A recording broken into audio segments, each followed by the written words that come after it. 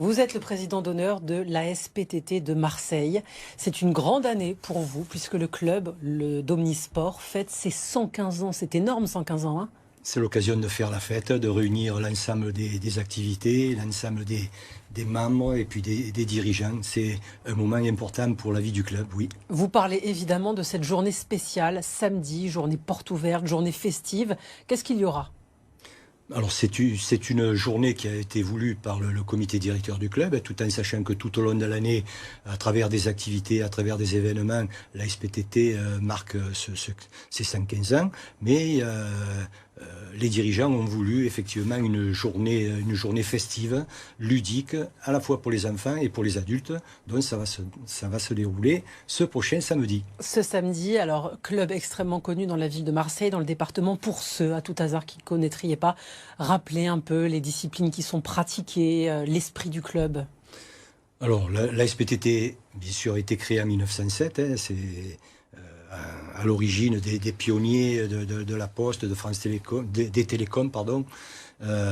Et puis... On voit des images, là, regardez. Oui. Vous pouvez nous les décrire un peu, qu'est-ce que c'est ? Oui, alors donc un club qui aujourd'hui rassemble quelques 7000 membres répartis dans une cinquantaine de disciplines. Donc, alors qui vont d'un panel très large, hein. Par exemple, alors les sports traditionnels, bien sûr, le basket, le football, le handball, le tennis, la natation, les arts martiaux, mais aussi aujourd'hui des nouvelles activités qui apparaissent à travers le pôle loisirs santé, le longe-côte, la marche aquatique, c'est la dernière année à la Pointe Rouge de nos activités, oui, dans la lance de la Pointe Rouge. Et puis une activité également avec des jeunes, c'est le cheerleading.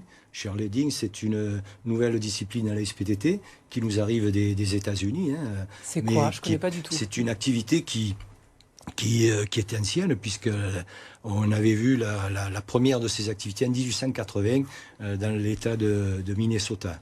Donc aujourd'hui, c'est une activité qui combine à la fois la gym, l'acrobatie, la chorégraphie.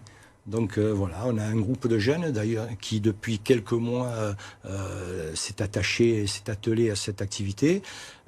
Ils ont participé tout récemment au championnat de France. Ils ont été qualifiés pour le championnat de France et sont revenus quand même avec une belle médaille. Lorsqu'on a 115 ans, comment on se renouvelle au fur et à mesure des années ?